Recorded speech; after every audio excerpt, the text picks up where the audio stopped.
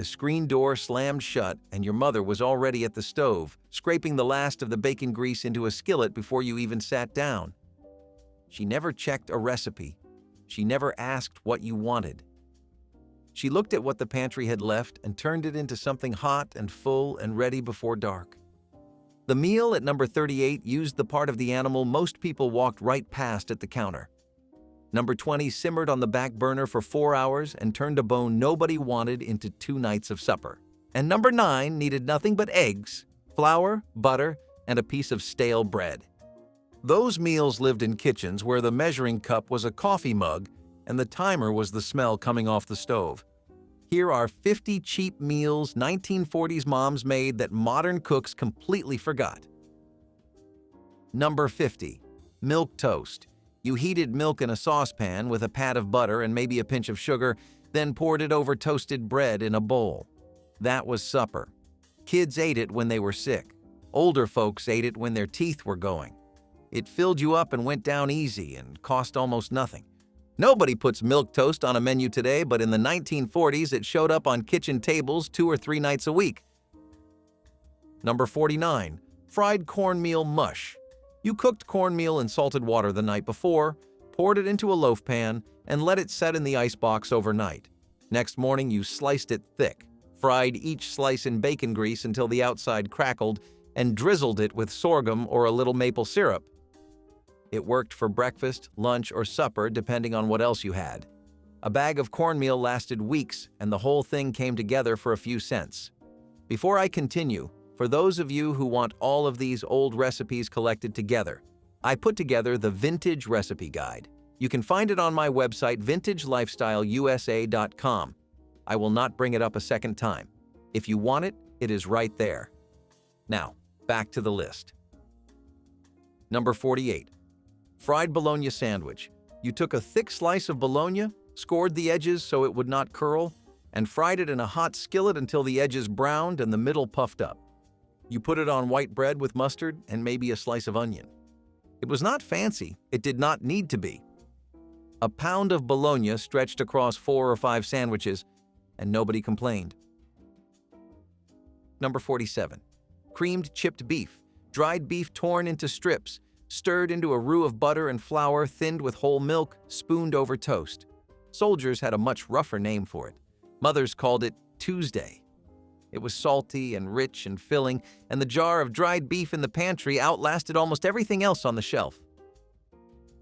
Number 46. Rice and tomatoes. Cooked white rice stirred into a pot of stewed tomatoes with a little salt and pepper. Some mothers added a spoonful of sugar to cut the acid. Others added a pat of butter. Either way, it was hot, it was filling, and it used 2 things that were always in the house. You could feed 4 people for the cost of a can and a cup of dry rice. Number 45. Potato soup.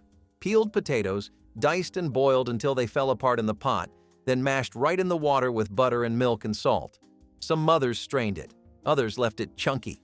A handful of fried onions on top made it feel like something from a restaurant, but it came from a kitchen where potatoes were the one thing you could always count on. Number 44. Cabbage and noodles. A head of cabbage sliced thin and cooked low in butter until it turned golden and sweet, then tossed with boiled egg noodles and a heavy shake of black pepper. Polish families, Hungarian families, German families all had their own version, and every single one of them swore theirs was the original. The whole meal cost pennies and filled the kitchen with a smell you could not ignore. Number 43. Beans and cornbread. Pinto beans, or Great Northern, simmered all day with a ham bone or a piece of salt pork, served in a bowl with a wedge of hot cornbread on the side. The cornbread soaked up the bean liquor. The beans gave you the protein. Together, they made a meal that cost almost nothing and stuck with you through a whole evening of work. Number 42. Navy bean soup. Small white beans soaked overnight and simmered for hours with a ham hock, an onion, and a bay leaf. By the time it was done, the beans had broken down into something thick and creamy, and the ham had given up every bit of flavor it had. You served it with bread, and that covered the whole meal. The United States Senate dining room still serves a version of this soup every single day. Number 41. Fried egg sandwich, 2 eggs fried in butter, slid between 2 slices of bread, and eaten standing up at the counter. Salt and pepper, maybe a slice of cheese if you had it. It took 3 minutes and filled you up enough to get through to supper. Mothers made these for themselves after everyone else had eaten, because the eggs were cheap and the effort was small. Number 40. Macaroni and tomatoes.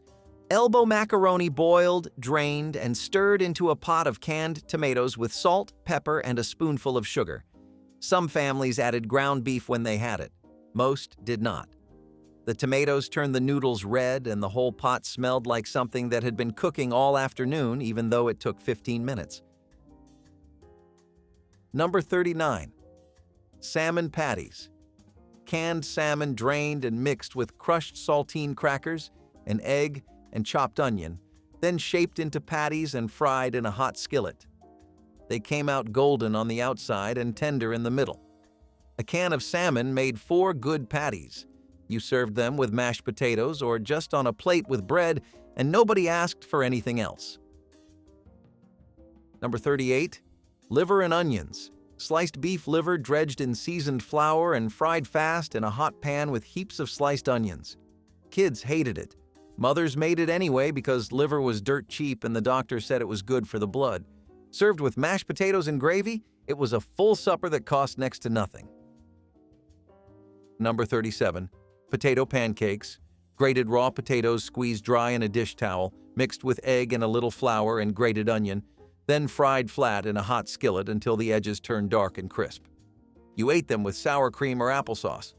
3 potatoes made enough pancakes for a family of 4, and the whole stack was gone before the plate cooled down. Number 36. Split pea soup. Dried split peas and a ham bone in a pot of water simmered until everything dissolved into a thick green soup that did not need anything else. A stalk of celery, a carrot, an onion. The whole ingredient list fit on the back of your hand. It made enough for 2 days and improved on the second. Number 35. Tuna noodle casserole. Egg noodles, a can of tuna, cream of mushroom soup from the pantry shelf, and a handful of crushed potato chips on top. Mixed in a baking dish and put in the oven until the edges bubbled and the chips turned golden. It was the casserole that showed up at every church supper, every potluck, every Wednesday night when nobody felt like cooking. Number 34. Hamburger gravy on biscuits. Ground beef cooked down in a skillet with onion, then stirred into a gravy built from the pan drippings, flour, and milk. Spooned over split biscuits. The biscuits soaked up every drop, and the meat went further than you would expect. You could feed 5 people with half a pound of beef if you made enough biscuits. Number 33. Corned beef hash. Canned corned beef chopped with leftover boiled potatoes and onions, pressed flat in a skillet with a little grease, and cooked without stirring until the bottom turned into a dark brown crust. You flipped it like a pancake if you were brave and scooped it out in chunks if you were not. A fried egg on top made it a complete meal. Number 32. American goulash. Ground beef, elbow macaroni, canned tomatoes, and onion all cooked together in one pot. It was nothing like Hungarian goulash, and nobody cared. Every family had their own version. Some added green pepper, others put in a bay leaf. The name did not matter. What mattered was that it made one pot of food that fed everybody and used whatever was in the pantry. Number 31. Porcupine meatballs. Ground beef mixed with raw rice, an egg, and chopped onion, shaped into balls and simmered in tomato sauce until the rice poked out like little quills. That is where the name came from. The rice cooked inside the meatball, absorbed the tomato, and stretched every ball to twice its original size without adding a cent to the cost. A mother in the 1940s could take 1 pound of ground beef, fold in a cup of dry rice, and set a full baking dish on the table that looked like she had spent all day in the kitchen. She had not. The whole thing went into the oven and took care of itself. The meatballs came out tender, the sauce thickened around them, and kids cleaned their plates without knowing they were eating a meal engineered to pull the absolute most from the least. You do not see porcupine meatballs in cookbooks anymore because they belong to an era when making a pound of beef last was not clever. It was survival. Number 30. Stuffed peppers. green bell peppers hollowed out and filled with a mix of ground beef, cooked rice, onion, and tomato, then baked until the pepper softened and the filling set. The pepper was the bowl. You ate the whole thing. A single pound of meat and a cup of rice filled 6 peppers, and 6 peppers fed a family. Number 29. Spam and eggs. Sliced spam fried in a skillet until the edges crisped, served alongside scrambled or fried eggs. It showed up on tables during the war years when fresh meat was rationed, and spam was what the store had. Mothers fried it hot and fast and served it with toast. It tasted like salt and fat in morning, and it kept a family going when nothing else was available. Number 28. Chicken and dumplings. A whole chicken simmered low for hours until the meat loosened from every joint, then thick dumplings dropped into the broth by the spoonful. The dumplings puffed up and soaked in the flavor of the chicken. One bird made enough soup for 2 days, and the dumplings turned broth into a meal that stuck to your ribs. Nobody made it fast. It took all afternoon. Number 27. Succotash. Lima beans and corn cooked together with butter and salt. Nothing else went in. It came from the garden in summer and from canned goods the rest of the year. You served it as the main dish with cornbread on the side, and nobody thought anything was missing. 2 vegetables and a slab of butter made a full plate. Number 26. Sloppy Joes. Ground beef cooked with onion and mixed with ketchup, mustard, a little vinegar, and brown sugar, then spooned onto hamburger buns. The sauce ran down your hands and soaked through the bread and stained your shirt, and kids loved every second of it. A pound of beef and a bottle of ketchup made enough for the whole family and the neighbor's kid, too. A 1940s kitchen did not run on counter space or matching cookware. It ran on one cast iron skillet, one heavy pot, and the woman standing between them who could turn a bare pantry into something that smelled like a promise kept. Every meal on this list started the same way. A look at what was left, a quiet decision, and hands that already knew what to do. No grocery app, no delivery driver pulling up to the curb. Just a walk to the corner store, a careful look at what was marked down, and whatever fit in that paper sack became the week. The recipes never got written because they did not live on paper. They lived in the rhythm of a hand stirring a pot, the sound of a knife on a cutting board, and the instinct that told you the onions were done before the smell reached the next room. Number 25. Scrapple. Pork scraps and cornmeal cooked together into a mush, poured into a loaf pan, cooled, sliced, and fried until the outside turned dark and crisp. It came from Pennsylvania Dutch country, and it used every part of the pig that nobody else wanted. Sliced thin and fried hard, it had a richness that caught you off guard. You ate it with eggs or just plain with a fork. Number 24. Fried potatoes and onions. Sliced potatoes and onions cooked together in a cast iron skillet with bacon grease, stirred every few minutes until the potatoes got crispy edges and the onions went soft and sweet. Salt, pepper, done. It was the side dish that became the main dish whenever there was nothing else in the house. Cheap, filling, and ready in 20 minutes. Number 23. Hot dish. In Minnesota and the Dakotas, they did not call it casserole. They called it hot dish. Ground beef or canned tuna, a starch, a vegetable, and a can of cream of something soup all mixed together in a baking dish and put in the oven. Every family had a version, and every version tasted like the church basement where you first ate it. Number 22. Shepherd's pie. Leftover meat and vegetables in gravy, topped with mashed potatoes and baked until the top browned. It was a Monday meal made from Sunday's leftovers, and it turned scraps into something that looked and tasted like you had cooked all over again. The mashed potatoes sealed everything in, and the gravy kept it moist. Nothing was wasted. Number 21. Vegetable soup. Whatever was in the garden or the pantry went into the pot. Tomatoes, carrots, potatoes, green beans, corn, celery, onion. A soup bone if you had one. It simmered for hours, and every bowl was different from the last because the soup changed with the season and with what was left in the house. Your mother never made the same pot twice. Number 20. Oxtail stew. Oxtails were the part of the cow that the butcher practically gave away. Nobody wanted them because they were bony and tough and took forever to cook. That was the whole idea. A 1940s mother bought oxtails for almost nothing, browned them in a heavy pot, added onions and carrots and potatoes and water, and let the whole thing simmer on the back burner for 3 or 4 hours. By the time it was done, the meat was sliding off the bone and the broth had turned thick and dark and rich from the marrow. The connective tissue broke down into something silky that no other cut of beef could give you. One pot of oxtail stew fed a family for 2 nights, and the leftovers were better than the first serving. Today, oxtails cost a fortune because restaurant chefs discovered what poor mothers already knew. The cheapest part of the cow made the finest stew in the house. Number 19. Welsh Rarebit. Sharp cheddar melted with a splash of beer and a shake of Worcestershire sauce, then a pinch of dry mustard poured over toast. It was not Welsh, and it had nothing to do with rabbit. It was a cheese sauce on bread, and it was one of the fastest hot suppers a mother could put together when the day had gone long and nobody wanted to wait. There is something about a 1940s recipe that the card could never hold. The card might say butter, flour, milk. It never said how much. It never said how hot. It never told you the gravy was ready when it coated the back of the spoon and stayed there, or that the onions had turned when the smell shifted from sharp to sweet. You learned those things by standing at the counter and watching somebody who already knew. The recipe was the woman, not the card.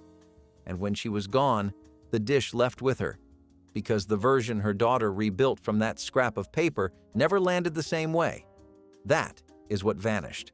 Not the ingredients, not the method, the hand that held the spoon. Number 18. Creamed peas on toast. A can of peas stirred into a white sauce and served over toast. It was plain, and it was honest, and it was what showed up when the grocery money ran out 3 days before payday.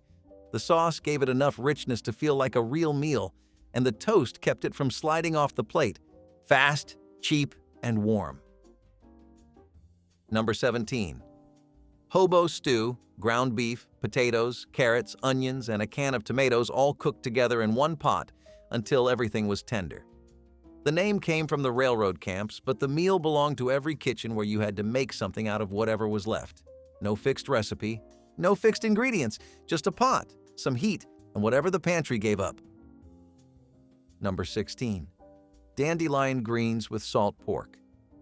You picked the greens from the yard before the flowers opened, washed them 3 times to get the grit out, and wilted them in a pan with rendered salt pork.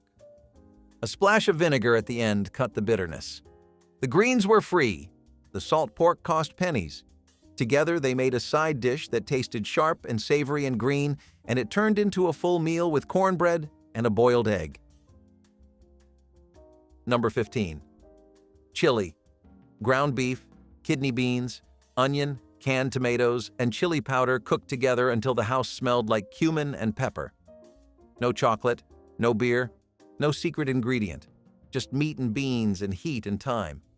You served it in bowls with crackers, and whoever wanted seconds took them straight from the pot. It made enough for an army, and it improved overnight. Number 14. Red beans and rice. In Louisiana, this was Monday's meal because Sunday's ham bone went straight into the pot. Red kidney beans soaked overnight and simmered all day with that ham bone, onion, celery, bell pepper, garlic, and a bay leaf.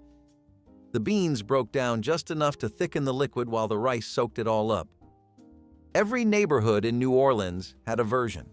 Every mother swore hers was correct.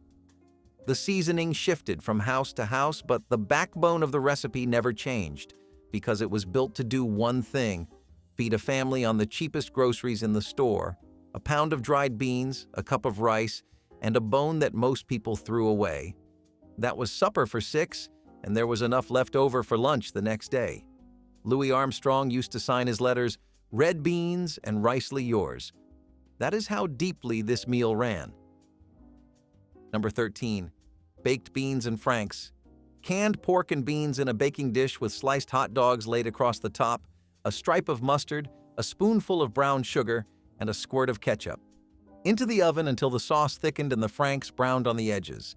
Kids ate it without complaining. Mothers made it without thinking. The whole thing cost less than a loaf of bread.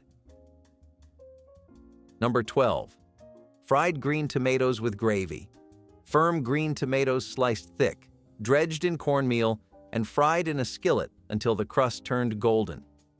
You made a quick cream gravy in the same pan with the drippings, flour, and milk and poured it right over the top. Southern mothers made this in late summer when the garden was full of tomatoes that had not ripened yet and nobody wanted to wait. Nobody called it meal planning. Nobody wrote a grocery list on a whiteboard. A 1940s mother opened the pantry door and counted what was there against how many mouths would sit at the table that night. She had no fallback. She had flour, she had lard, and she had the certainty, passed down from her own mother, that those two things could become a meal if you knew where to start. The food on this list did not come from cookbooks or magazine columns. It came from women who saw feeding a family as the most serious work of their day and who did it without complaint, without instruction, and without ever letting a single person at the table suspect how thin the margin really was. Number 11. Johnny Cakes. Cornmeal mixed with salt and boiling water, shaped into flat cakes and fried on a greased griddle. In the South, they made them thin and crisp. In New England, they made them thick and soft. Either way, they were ready in minutes, and they went with everything from beans to eggs to a glass of cold milk. Cornmeal was the cheapest grain in the store. Number 10.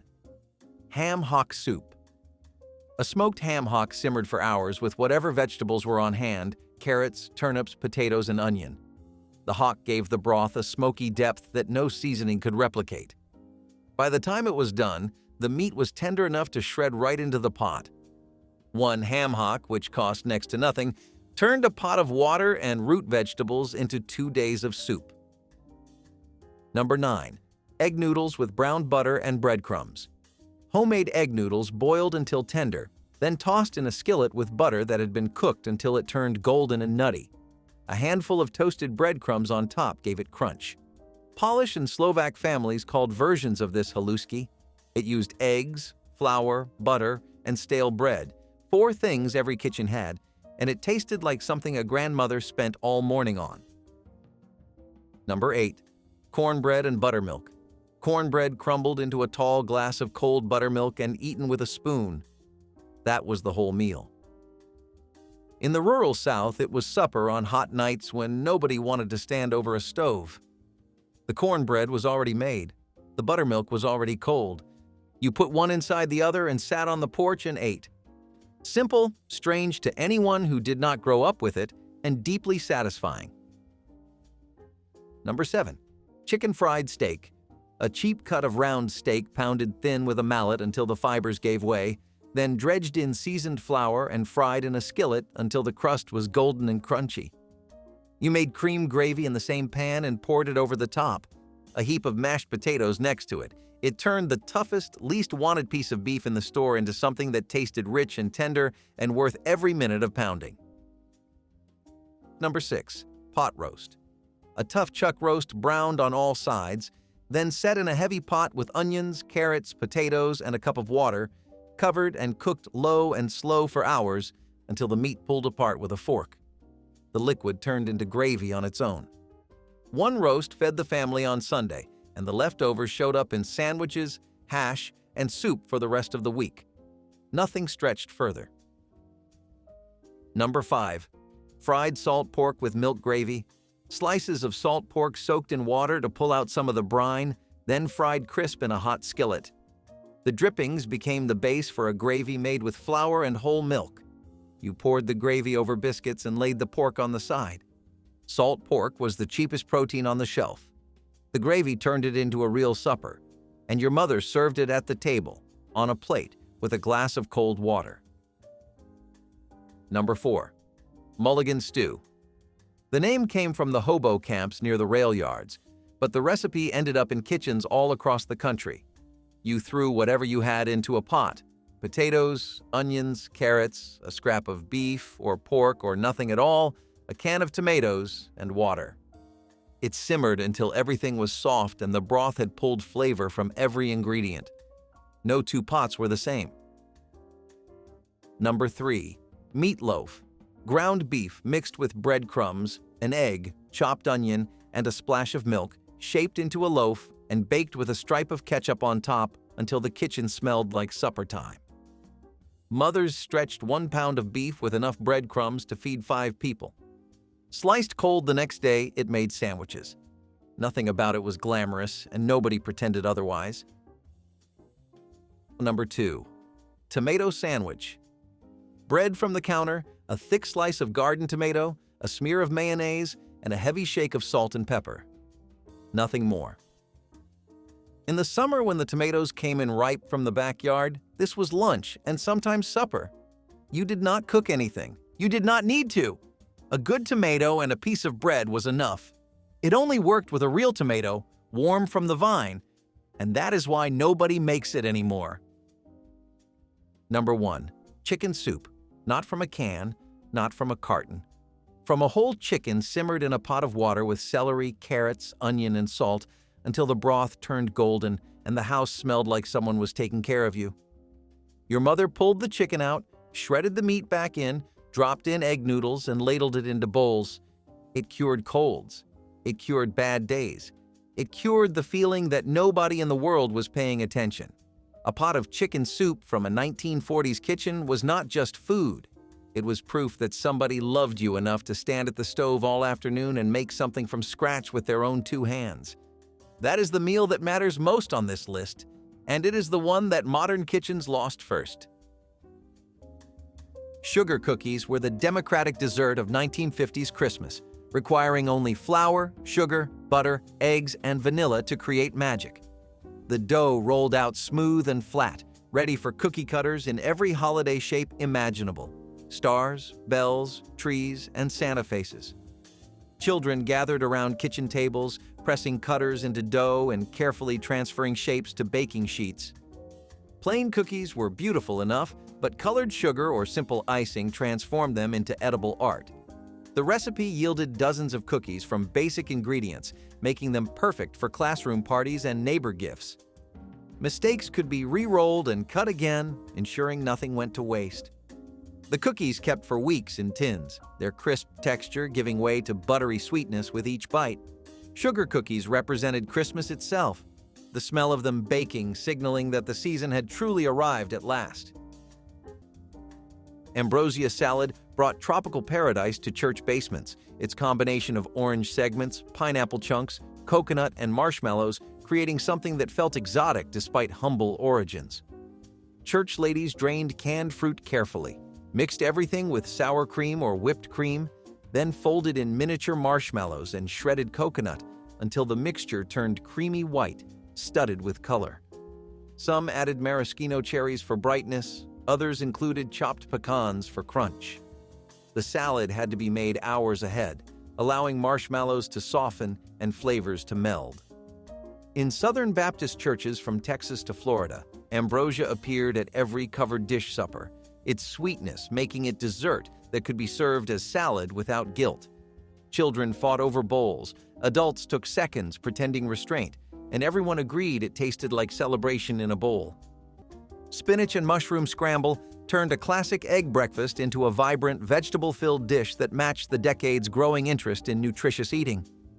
Fresh spinach leaves were quickly wilted in a hot skillet, earthy mushrooms were sautéed until golden, and then beaten eggs were poured in to create a tender scramble flecked with greens. This hearty combination delivered iron, protein, and a savory depth of flavor that felt both rustic and sophisticated. Families appreciated that it required only a few simple ingredients while offering enough substance to keep everyone energized through school or work. Many homemakers added a small sprinkle of nutmeg or grated cheese to enhance the natural flavors, while health writers encouraged using olive oil instead of butter for a lighter touch. Served with a slice of whole grain toast or fresh fruit, the spinach and mushroom scramble quickly became a breakfast favorite for those who wanted something more exciting than plain eggs, but less indulgent than a rich omelet. It perfectly showcased how the 1960s embraced vegetables as stars of the morning table. Hamburger corn pone pie was a true budget stretcher's delight in the 1950s, layering hearty ground beef and vegetables beneath a cornbread crust.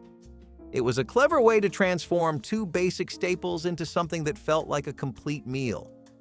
The filling often included onions, beans, or canned tomatoes, all of which were inexpensive and easy to find. Cornbread mix or homemade corn pone batter was poured over the top, then baked until golden and crisp. When it came out of the oven, the combination of savory beef and sweet cornbread created an aroma that filled the kitchen with comfort. Families found it an ideal way to feed hungry children after long days of school or play without breaking the bank. The pie could also be stretched further by adding extra vegetables, ensuring no one left the table hungry. This dish showed the ingenuity of homemakers who knew how to turn modest ingredients into meals that still felt like a treat. It became a thrifty and dependable option across countless American homes. Cabbage roll casserole was a staple of frugal cooking, turning ground meat and rice into a filling dinner wrapped in cabbage leaves. Housewives layered seasoned meat and rice inside blanched cabbage, rolled it tightly, and baked the bundles in tomato sauce. The dish was practical because cabbage was inexpensive and abundant, especially from backyard gardens. Children were sometimes hesitant at first, but the rich tomato sauce and savory filling won them over. Adults appreciated the satisfying flavor and the fact that a little meat went a long way when paired with rice and vegetables. It also became popular at community suppers and church potlucks, where its hearty portions made it easy to share. Many cookbooks of the 1950s included cabbage rolls as an example of thrifty yet wholesome cooking. The casserole reflected the post-war trend of stretching ingredients creatively, turning humble produce into a centerpiece meal. Cabbage roll casserole proved that practical cooking could also carry comfort and tradition, nourishing families without unnecessary expense. Savory tomato pudding was the kind of dish that made people do a double take. Pudding, tomato. And yet, somehow it worked. You would take cubes of stale bread and soak them in a mixture of stewed tomatoes, butter, sugar, and seasonings, usually salt, pepper, and maybe a dash of vinegar or cloves. Then you would bake it until the bread soaked up all the juice and turned soft and custardy inside, crisp on top. It was tangy and sweet, with a flavor that sat somewhere between stuffing and bread pudding. In the 1950s, people were used to being creative with pantry staples, and this was a prime example. It was served as a main course in meatless meals or as a side for pork chops and baked beans. The combination might sound strange now, but back then, it was a regular part of the rotation. Tomato pudding showed up in cookbooks and school cafeterias alike, and it never failed to start a conversation. Sometimes the weirdest combinations are the ones that stick with you longest. Ham balls brought sweet and savory together in ways that confused newcomers but delighted regular attendees. Ground ham mixed with ground pork, graham cracker crumbs, eggs, and milk was shaped into spheres and baked in glaze of brown sugar, vinegar, and mustard that caramelized into sticky perfection. These weren't appetizers but substantial protein that anchored potluck plates. Church ladies made them by the dozen, arranging them in roasting pans where glaze pooled at the bottom, begging to be soaked up with dinner rolls. Ham provided saltiness while glaze added molasses sweetness, creating flavor tension that kept people reaching for more. In Midwest Lutheran churches, ham balls were tradition, appearing at every church supper from harvest festivals to Christmas programs. Children initially resisted brown sugar coating on meat, then became converts after first bite. Ham balls represented resourcefulness, using leftover ham transformed into celebration food, proving church ladies wasted nothing while creating everything delicious. Avocado toast on rye was ahead of its time, a California trend that hinted at the future of healthy breakfasts long before it became fashionable nationwide. During the 1960s, avocados gained popularity in coastal markets, celebrated for their creamy texture and heart-healthy oils at a time when Americans we are beginning to think seriously about nutrition. Ripe avocados were lightly mashed with a squeeze of lemon juice and a pinch of sea salt, then spread generously over hearty rye bread toasted until crisp, creating a satisfying blend of crunch and smooth richness. Some adventurous cooks sprinkled fresh herbs or a drizzle of olive oil, while others topped it with sliced radishes for a subtle peppery kick. The combination delivered fiber, vitamins, and lasting energy, making it an instant favorite among health-conscious families and young professionals. This simple yet elegant toast represented a forward-looking approach to breakfast, demonstrating that a few wholesome ingredients could create a memorable meal with both style and substance in a changing culinary landscape. Boston brown bread was a New England classic that carried into the 1950s as a filling and economical dinner addition. Unlike typical bread, it was made from cornmeal, rye flour, and molasses, then steamed instead of baked. The steaming gave it a moist texture and a sweetness that paired perfectly with beans or stews. Molasses was cheaper than refined sugar, making it a logical choice for thrifty households. Families would steam the bread in coffee cans or special tins, which became a fun kitchen ritual in itself. The bread was dense enough to fill bellies, yet its sweet undertone made it appealing to children who might otherwise resist hearty grains. For church suppers or community dinners, Boston brown bread often made an appearance alongside baked beans, representing old traditions carried into modern kitchens. It was a practical recipe with deep roots, offering nourishment and comfort at little cost. Though rarely made today, in its time it was beloved as both everyday food and cultural heritage. Sloppy Joe supper became a sensation in the 1950s, combining ground beef with tangy tomato-based sauce and serving it over bread or buns. Housewives loved how quick and inexpensive it was, turning 1 pound of beef into several sandwiches with ease. Children adored the messy, saucy sandwiches, often making them a requested favorite. Adults appreciated the bold flavor, a break from plainer meat dishes of the time. Community cookbooks spread countless versions of Sloppy Joes, from highly spiced to sweet and mild. They were equally at home on weeknight dinner tables and at church gatherings where large batches could be served with little effort. The dish reflected the mid-century love of casual, hearty meals that balanced thrift with fun. Sloppy Joes were affordable, versatile, and comforting, perfectly suited for a growing suburban culture. Sloppy Joe supper was more than just a sandwich. It became a cultural marker of 1950s kitchens, remembered fondly for its taste and its cheerful messiness. Mashed potato casserole with cheese and peas was the unofficial answer to what to do with last night's leftovers.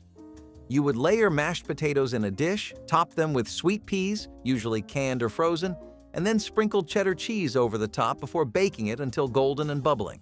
It was rich and creamy, but also light enough to count as a full meal. In the 1950s, this kind of casserole was a staple on dinner tables across the country. It used what you had, wasted nothing, and tasted like something much fancier than it really was. Kids loved the peas, adults appreciated the convenience, and everyone went back for seconds. It was a true one-dish wonder, the kind of recipe you could prep in 10 minutes and have ready just in time for the 6 o'clock news. There was no fanfare, just warmth, comfort, and full bellies. Popcorn balls were the edible decorations that doubled as desserts, hanging from Christmas trees before being devoured by eager children. Popped corn was mixed with a hot syrup of sugar, corn syrup, and butter that bound the kernels together into sticky, sweet spheres. Working quickly while the syrup was still pliable, mothers shaped balls with buttered hands, sometimes adding food coloring for festive red and green versions. The cost was minimal. Popcorn was among the cheapest snacks available, and the syrup ingredients were pantry staples. Children watched the transformation with wonder, seeing everyday popcorn become something magical and Christmassy. Wrapped in waxed paper or cellophane, popcorn balls became gifts for neighbors and classmates. The satisfying crunch gave way to caramelized sweetness that lingered on fingers and faces. Popcorn balls proved that celebration did not require expensive ingredients, just creativity and a willingness to get a little sticky. Cowboy beans transformed simple pinto beans into hearty dish packed with ground beef, bacon, and molasses sweetness that made them substantial enough for main course. Church ladies combined canned pork and beans with browned ground beef, crispy bacon pieces, chopped onions, ketchup, brown sugar, and mustard, then baked everything together until flavors melded and top developed slight crust. The beans emerged thick and rich, more stew than side dish, providing protein and comfort in every spoonful. In non-denominational churches across Texas and Oklahoma, Cowboy beans appeared at every potluck, church barbecue, and youth group gathering. Some church ladies added jalapenos for heat, others included bell peppers for color. The dish represented frontier resourcefulness, combining pantry staples with fresh ingredients to create something filling, affordable, and genuinely delicious. Banana wheat germ smoothies highlighted the superfood status of wheat germ during the 1960s, when Americans became fascinated with nutrient-dense ingredients that promised energy and vitality. Ripe bananas blended smoothly with milk, wheat germ, and a drizzle of honey, creating a naturally sweet drink packed with protein, fiber, and essential vitamins. Early adopters of home blenders loved how quickly they could create a filling breakfast that tasted indulgent while staying true to the health trends of the era. Some adventurous families added a spoonful of peanut butter or a pinch of cinnamon for extra flavor, while others used yogurt instead of milk to boost creaminess and probiotics. This smoothie was particularly popular with teenagers and young athletes who wanted a portable, energizing meal before school or practice. Banana wheat germ smoothies perfectly represented the optimism of the decade, offering a convenient and wholesome way to start the morning that felt modern and nourishing all at once, without the need for refined sugars or processed mixes. Shredded wheat casserole may sound odd today, but in the 1950s it appeared in church cookbooks and on dinner tables as a budget experiment that worked surprisingly well. The recipe called for crushing shredded wheat biscuits and layering them with ground beef, onions, and tomato sauce. Baked together, the cereal added crunch and bulk, stretching the meat further than usual. It was an unusual pairing, but homemakers appreciated how inexpensive and filling it was. For families with boxes of shredded wheat that no one wanted to eat for breakfast, it was a clever solution to avoid waste. Children might have been skeptical at first, but the familiar flavors of beef and tomato usually won them over. The casserole could feed a crowd at church suppers, making it a popular recipe to share among communities. While it never became a mainstream classic, it symbolized the creativity of 1950s kitchens. Shredded wheat casserole proved that even unlikely ingredients could create a surprisingly delicious dinner. Creamed tuna and peas over biscuits was a classic example of stretching canned goods into a full dinner. Housewives stirred canned tuna with peas in a creamy white sauce, then spooned it generously over fresh-baked biscuits. It was inexpensive yet hearty, the kind of meal that filled stomachs without requiring much meat. Children often enjoyed the mild, creamy flavor, while adults valued its practicality, especially on busy nights. The dish was a natural extension of wartime cooking habits when resourcefulness was necessary, and it carried into the 1950s as a dependable standby. Community cookbooks and pamphlets promoted versions of creamed tuna as ways to save money while still offering warmth and comfort. It reflected the reliance on pantry staples like canned fish and vegetables, staples that became central to mid-century home cooking. Creamed tuna and peas over biscuits proved that frugality could still bring families together around the table, leaving memories of meals that were simple yet comforting.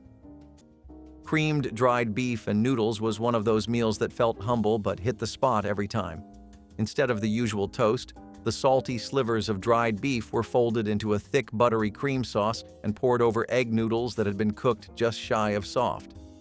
The noodles gave it body, the sauce gave it weight, and the beef, well, that was the punch of flavor that made it all feel like something special. In the 1950s, this was a step up from chipped beef on toast, something you could serve at dinner instead of just breakfast. It was rich without being expensive and filling without being fussy. People loved how fast it came together and how easy it was to dress up with a dash of paprika or some frozen peas. This was the kind of dish that showed up on busy weeknights and stuck around long after because it just made sense. No need for anything fancy when something this simple could leave you so full. Baked rice and raisins was one of those quiet comfort dishes that made the most of inexpensive pantry ingredients. Families in the 1950s would cook rice with milk, sugar, and a handful of raisins, then bake it until tender and slightly golden. The result was a sweet, custard-like dish that could serve as dessert or even as supper when money was tight. Its appeal lay in the way it used what people already had on hand without needing meat or costly extras. The raisins added bursts of sweetness, and the milk gave the dish a creamy texture that felt indulgent even though it was plain. Many children grew up eating baked rice and raisins after church or school, while parents valued its simplicity and affordability. It was also easily adaptable. Cinnamon, nutmeg, or even a bit of vanilla could transform it into something special. This dish carried both practicality and nostalgia, reminding families that a warm oven and basic staples could provide both comfort and satisfaction in hard times. Eggs baked in bell peppers offered a visually striking, vegetable-centered entree that home cooks in the 1960s loved for both its nutrition and its cheerful presentation. Sweet bell peppers were halved, seeds removed and lightly roasted before a fresh egg was cracked into each cavity, then baked until the whites were set and the yolks remained soft. This clever method turned the pepper into a natural edible cup, while infusing the eggs with subtle sweetness and a gentle roasted flavor. Families appreciated how the dish provided protein, vitamins, and fiber, while looking festive enough for brunch gatherings or special weekend breakfasts. Some recipes included a sprinkle of grated cheese or fresh herbs like parsley for extra flair, but many cooks enjoyed the simplicity of vegetables and eggs alone. Eggs baked in bell peppers proved that a few humble ingredients could create a meal that felt both elegant and wholesome, perfectly aligning with the back-to-nature trend of the era. Stuffed celery sticks brought elegant simplicity to appetizer tables, their crisp green boats filled with cream cheese mixture that could be savory or sweet. Church ladies cut celery into uniform 3-inch pieces, then piped or spread, filling into the hollows using butter knives or pastry bags. The most common filling mixed cream cheese with Worcestershire sauce, garlic powder, and chopped olives, creating savory perfection. Others filled celery with peanut butter, transforming vegetables into snacks that children actually ate. The most ambitious church ladies created rainbow platters with multiple fillings. In Presbyterian churches across the Northeast, stuffed celery appeared at every ladies' tea, wedding shower, and Christmas party, providing crunch and freshness that balanced heavier dishes. The vegetables could be prepared hours ahead and refrigerated, making them perfect for busy hostesses. Stuffed celery represented controlled elegance. Custard pie was simplicity perfected, nothing but eggs, milk, sugar, and vanilla baked into silky smoothness that melted on the tongue with every bite. The filling required no cooking on the stovetop, just whisking ingredients together and pouring them into an unbaked crust carefully. As the pie baked low and slow, the custard set from the edges inward, developing a golden top dusted with nutmeg that filled the kitchen with comforting warmth. The ingredients cost mere pennies: eggs from backyard chickens, milk from the dairy, sugar and vanilla from the pantry shelf. Yet the result tasted elegant, the kind of dessert that proved skill mattered more than expensive ingredients or complicated techniques. Grandmothers made custard pie for sick children, knowing its gentle sweetness would soothe without overwhelming delicate stomachs. The texture was impossibly smooth, quivering slightly when the plate moved, promising tenderness with every forkful. Custard pie reminded families that sometimes the oldest recipes remained the very best. Strawberry pretzel salad defied categorization, its layers of crushed pretzels, cream cheese mixture, and strawberry jello creating something simultaneously salty, sweet, creamy, and crunchy. Church ladies pressed crushed pretzels mixed with melted butter and sugar into pan bottoms. The middle layer mixed cream cheese, sugar, and whipped topping into fluffy white cloud that was spread over cooled crust. The top layer dissolved strawberry jello in water, added frozen strawberries, then poured over cream cheese layer and refrigerated. When sliced, each serving revealed 3 distinct layers that worked together perfectly. In Lutheran churches across Iowa and Minnesota, strawberry pretzel salad appeared at every summer potluck and holiday gathering, sparking debates about whether it was salad or dessert, while everyone agreed it was delicious. The dish represented 50s creativity. Cranberry walnut yogurt. Parfaits brought a new sense of sophistication to the American breakfast table as yogurt emerged as a fashionable health food during the 1960s. Layers of tart cranberries, crunchy walnuts, and creamy plain yogurt created a colorful glass that looked as appealing as it tasted. The natural sweetness of the fruit balanced the tang of the yogurt, while the nuts added satisfying texture and plant-based protein, making it a filling yet refreshing option for busy mornings. Many homemakers prepared the components the night before, allowing the flavors to mingle and saving precious time before school or work. Food writers praised this parfait as a smart alternative to sugary cereals, and it quickly became a favorite at brunch gatherings where presentation mattered as much as taste. Variations included a drizzle of honey or a sprinkle of homemade granola, reflecting the era's creative spirit and interest in natural ingredients. Cranberry walnut yogurt. Parfaits captured the decade's blend of health consciousness and visual flair, turning an ordinary breakfast into a small celebration. Canned mackerel stew was another clever way to make affordable protein stretch into a satisfying dinner during the 1950s. Families would open a tin of mackerel, often packed in oil, and simmer it with onions, potatoes, and a splash of milk. The result was a creamy stew that offered both nourishment and comfort. It was inexpensive compared to fresh fish or meat, yet still provided plenty of flavor. Many homes leaned on dishes like this when paychecks ran thin or grocery stores had limited supplies. The potatoes bulked up the stew, making it possible to feed several people from just one can of fish. Bread on the side made it even more filling. Children might have wrinkled their noses at first, but once the ingredients blended together, the stew tasted far better than expected. It became a dependable budget meal that families remembered long after. Canned mackerel stew was a symbol of thrift and resourcefulness, turning shelf-stable goods into warm and hearty suppers. Baked ham with mustard brown sugar glaze was the centerpiece of countless 1950s holiday tables, serving as both a celebratory dinner and a source of days' worth of leftovers. Housewives coated the ham in a glaze made from mustard and brown sugar, baking it until the surface caramelized into a sweet, tangy crust. The aroma alone filled homes with anticipation.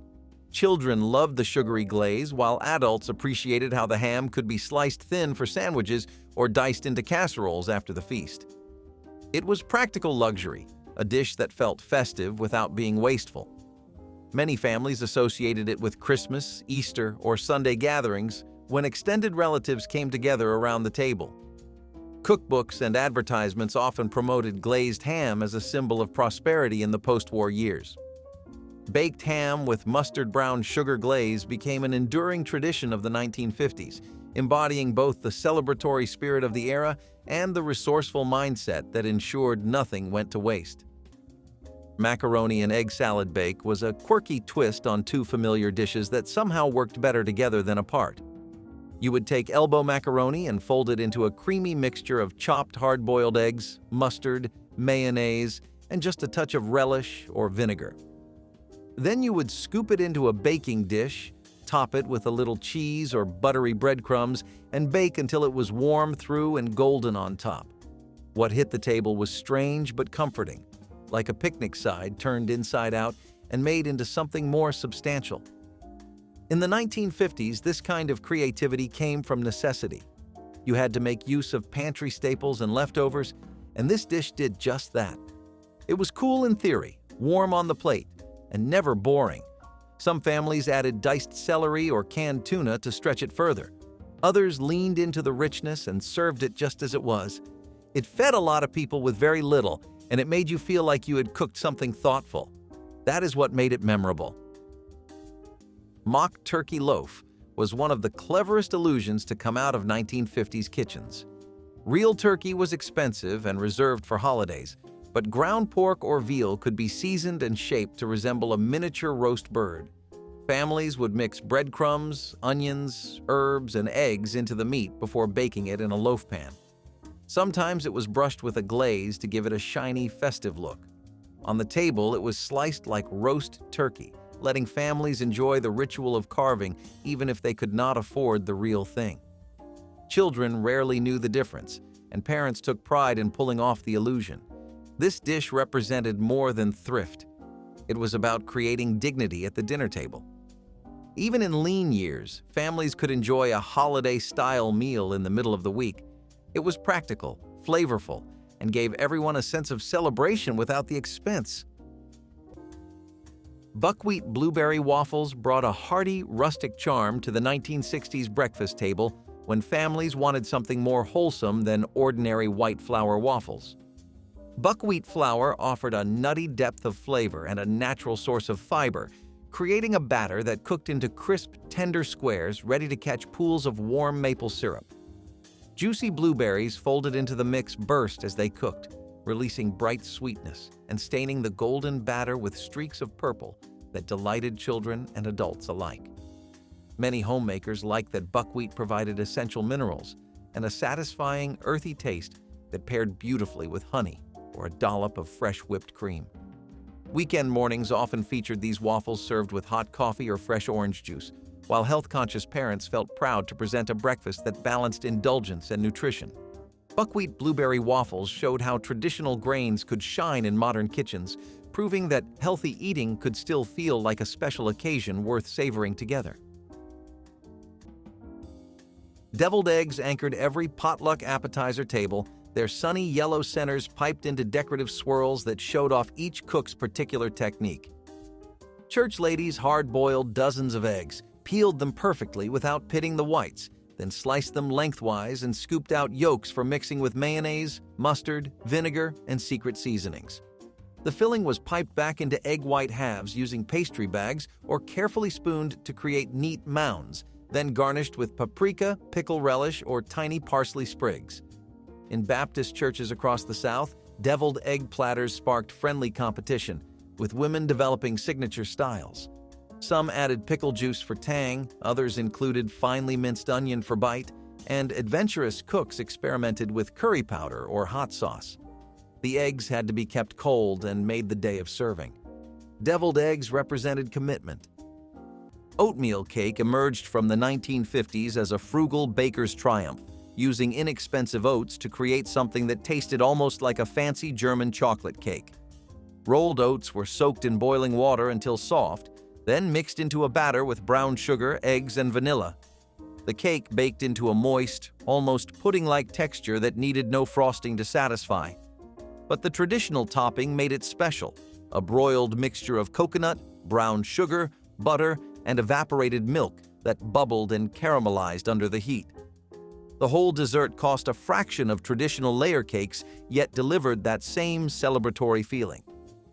Oats were among the cheapest grains available, and the topping used shelf-stable ingredients every pantry contained.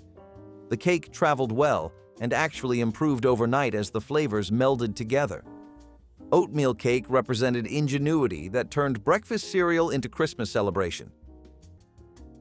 Muesli-style cold cereal introduced a European influence to American kitchens during the 1960s, attracting health-minded eaters eager for something different from sugar-coated boxed cereals. Inspired by Swiss traditions, this breakfast featured raw rolled oats mixed with chopped nuts, dried fruit, and sometimes grated apple, all soaked in milk or yogurt overnight. The result was a cool, creamy bowl that delivered natural sweetness and a variety of textures without heavy sweeteners or artificial flavors. Dietitians praised its high fiber content and the slow-release energy that kept families full through busy mornings, a welcome contrast to the quick sugar rush of many commercial cereals. Home cooks often customized their blends, adding almonds, raisins, or sunflower seeds depending on what was available, which made it both economical and personal. Served chilled and often topped with fresh berries or a drizzle of honey, muesli-style cold cereal represented the adventurous side of 1960s breakfast culture, combining European elegance with practical American thrift in a single satisfying meal. Scalloped onions might sound unusual now, but in the 1950s, they were considered an affordable delicacy. The recipe involved slicing onions thinly and baking them in a cream or milk sauce until tender. Topped with breadcrumbs, the dish developed a golden crust that contrasted with the sweet, mellow onions beneath. This was a way to elevate one of the cheapest vegetables into something rich and satisfying. Families often served scalloped onions as a side dish for Sunday dinners, where it added variety to otherwise plain meals. Onions were plentiful, inexpensive, and easy to store, making them a smart choice for budget-conscious households. Baked in cream, they transformed into a dish that felt far more indulgent than its cost suggested. While few people make scalloped onions today, at the time they were celebrated in church cookbooks and women's magazines as a thrifty yet elegant option. They stand as a reminder of how creative cooks turned basics into memorable dinners. Corned beef and potato hash supper was a skillet meal rooted in practicality, often made with canned corned beef left over from wartime habits. Housewives diced potatoes, onions, and corned beef, frying everything together until crisp on the edges. It was inexpensive, quick, and filling, the kind of dinner that could be made on a busy weeknight with whatever was already in the pantry.